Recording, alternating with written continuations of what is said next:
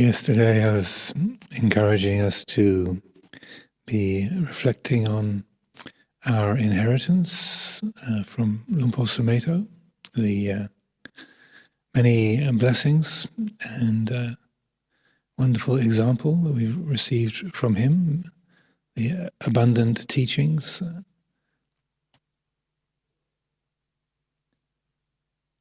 Here in these last few hours of our formal retreat time together,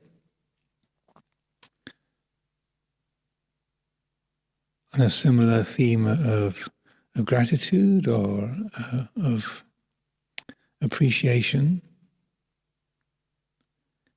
I'd like to encourage the practice of Chaganusati, to recollect your own goodness. This is a somewhat neglected area of Dhamma practice. Chaganusati. It's one of the recollections that the Buddha encourages, like Marananusati, recollection of death, or Anapanasati, mindfulness of breathing. Recollection of the triple gem or of devas and so on. So Chaganusati is to consciously bring to mind and appreciate the good qualities of your life, your own heart. Now, most of us coming from a European, Judeo-Christian, self-critical conditioning background, where any kind of recognition of good qualities in yourself is easily taken to be pride or being inflated or egotistical, and in our cultural conditioning, and I'm sure it's not just confined to the northern hemisphere. I'm sure people from other places, other countries around the world also experience similar things. But it's particularly strong here in the European fold to think positively about your own life, your own mind, your own actions, your choices is considered to be proud, egotistical, inflated, and that spiritual qualities are, focused around self-effacement or self-criticism, putting yourself down. I'm unworthy, I'm unworthy.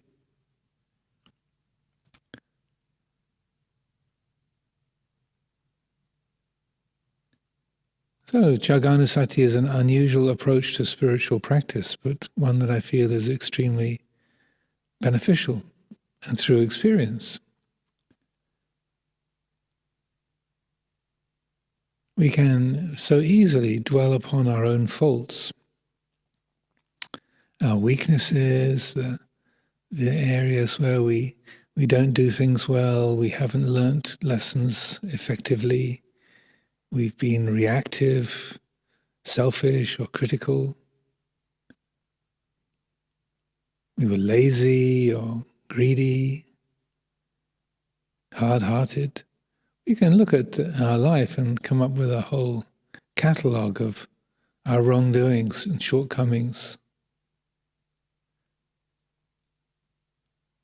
It can be difficult to think about the wholesome qualities, the noble actions, the skillful effort that's been made. So during these last few hours that we have together of this formal retreat time, I encourage a genuine and sincere looking at your own life.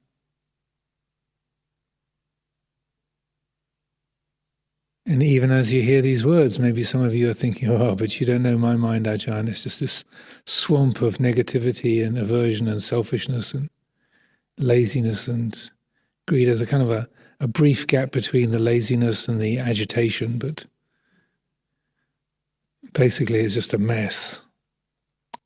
Well, these are the kind of stories we tell ourselves. But the readiness to practice with that mess, the readiness to be patient, to show up, to continually bring attention to what the mind is doing.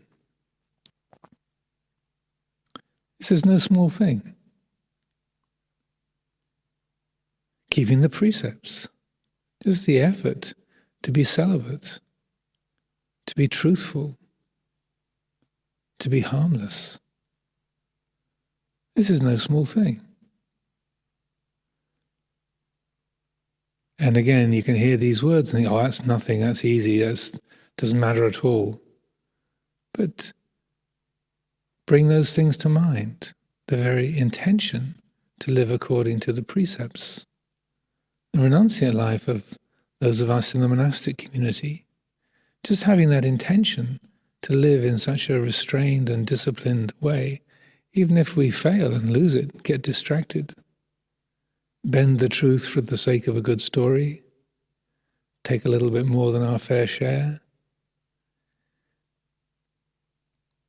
Even so, we can rejoice in the extremely high standards that we've chosen to live by.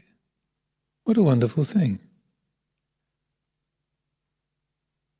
And not just trying to put a positive sheen on it, but look, how is the rest of the human population living? What standards of honesty and harmlessness, frugality, compassion? What are the standards of most of the human society? Not to be critical or judgmental, but look.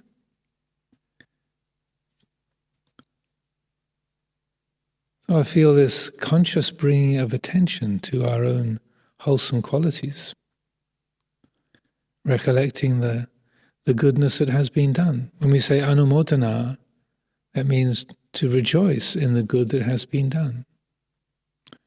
So today is a day for the anumodana, for the efforts that we've made.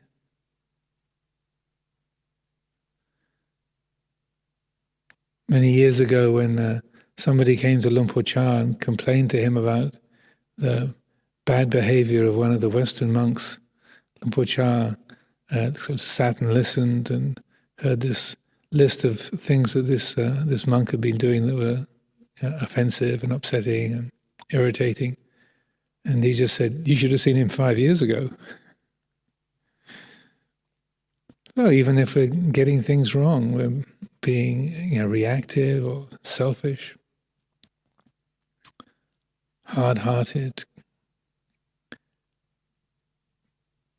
just the very effort to be working with those qualities, the effect of having given attention to those unskillful behaviors, to let them go, to cultivate the skillful qualities instead. Just having that intention, the commitment to making the effort, even if we don't succeed all of the time.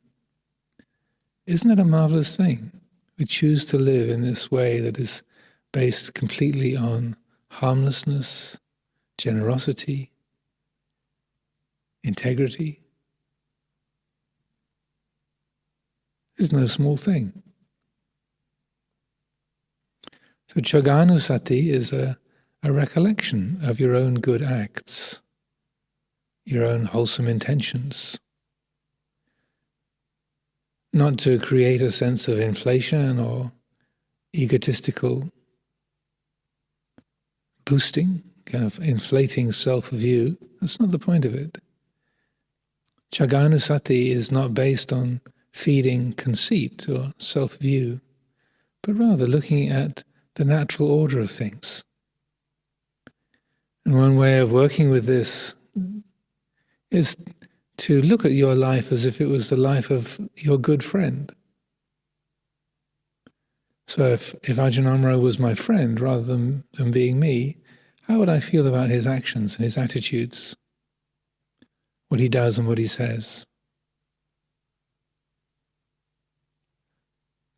If we do that little thought experiment, just step outside of our own life and look at this life as if it was our best friend. Notice how immediately forgiving you are of all of the shortcomings and wrongdoings and weaknesses. There's an instantaneous compassion, forgiveness, and a rejoicing in the noble qualities. It's automatic, without a second thought. If you were your best friend, you would have no hesitation in praising those good qualities. But because it's me, then it becomes an obstacle, hard to do. So step outside of your own life and look at it from the outside.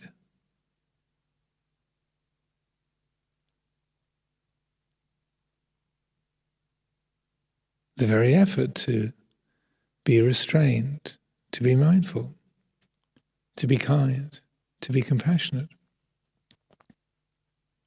that's worthy of rejoicing, appreciation. And then when this Chaganusati is cultivated, appreciation, again, without feeding conceit, mana, or self-view, sakaya ditti, what's the effect of that in the heart? Looking back, looking at your actions, your thoughts, your efforts, recognizing the good that has been done, what's the effect of that?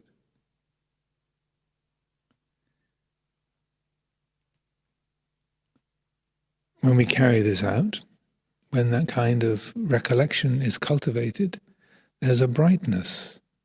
This is the quality of punya. You should talk about the sharing of blessings, imina punya kamena. Punya, it's not a kind of celestial bank account, sort of good karma points that we collect, but rather punya is the brightness of the heart based upon the good that has been done.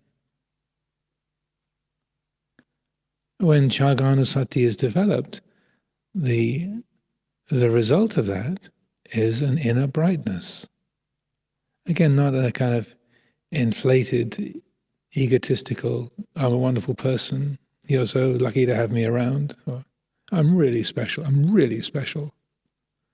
But rather, there's a delighting in the good that has been done, a rejoicing in goodness. This is also called a guna dhamma, the quality of virtue itself, that in the heart which rejoices in the good.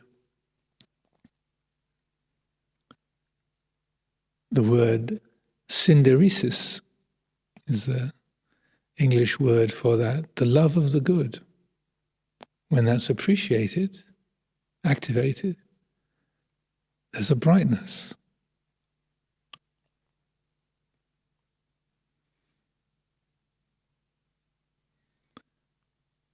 Many, many years ago when Lumpur Sumedho was a young bhikkhu and he went to see Lumpur Cha and said, Lumpur, I really think I should leave Wat Bapong. My mind is so awful. It's just so filled with anger and jealousy and restlessness, and I have so much aversion to so many of the monks here, and I think I'm just poisoning the atmosphere of Wat Bapong. I think I really should go because I'm not doing anyone any good, and just my mind is just so filled with all these horrible negative states. And Lumpur Cha pointed right at this quality of Chaganusati. He said, Sumedho, if you were really a half as awful as you describe yourself, you wouldn't want to come anywhere near a monastery, let alone be a Buddhist monk yourself. If you were really so evil, so awful, so destructive, Buddhism would be appalling to you. You'd hate the sound of the Dhamma. But you love the Dhamma, don't you? Oh yes, I do. You love the practice and being a bhikkhu. Yes, I love it. Well, there you are. You love the good. Don't ignore that. Don't brush that aside. Don't let the attention get caught by the waves of irritation at the other monks and feelings of restlessness and aversion of various kinds, jealousy and fear. It's not the whole picture. What brought you here in the first place? So I feel these are very helpful qualities to appreciate, looking at your own life, your own choices, appreciating the good that has been done. And then a second part of that is then to look at each other, the people that we share this life with, our fellow monks, novices, nuns, anagarikas, anagarikas, the lay community, long-term lay residents, the lay support team people, everyone around us, to appreciate their goodness. The fact that nobody moved here in order to irritate you. Nobody came to live at Amaravati in order to make your life difficult. At least I don't think they did. People are here trying to do the best they can with their lives, to do the good, to cultivate the wholesome, the noble. Sometimes we irritate each other. We cause fear or aversion, friction. People speak in ways that are upsetting or intimidating, irritating. People disappoint us with their actions, their words, attitudes. That's natural. It's part of the living world. But we don't have to focus upon those negative friction points. Instead, we can look at the fact, here's another human being who wants to live by the precepts. Wow, extraordinary. Here's somebody else who wants to understand their own mind, train their mind, their heart. Wow, what a wonderful thing. Again, as Luang Por Sumedho said many, many years ago, said, here at Amaravati, you can look at each other as different personalities. There is this nun and this monk and this anagarika, this layperson, and dwell upon the personalities and your judgments of liking and disliking. But we can also see each other as fields of merit, punya keta. It's a different way of configuring the landscape, different kind of map. Like here on the Google Maps, you can have the landscape or the roads or the restaurants. You could click another selection and have a punya keta representation. Here are the fields of merit. Put aside whether we're female or male or monastic or lay, older or younger, newer or longer term. Let's see each other as fields of merit, fellow Dhammafarers, sahadhammika. Changes the landscape. It's a different kind of mapping of where we are, who we're with, what this is. We can do that. So along with these reflections on Chagganusati today, I encourage a sense of looking at each other as fellow Dhammafarers, fellow practitioners, as sahadhammika. Putting aside the personality, the age, the nationality, the gender, the role in the community. Use that kind of a reflection. Change the patterns of thinking and see what the result is. At the very least, it reveals how easily we judge each other. This one's a woman, this one's a man, this one's a layperson, this one's a monastic. This one I know, this one I don't know.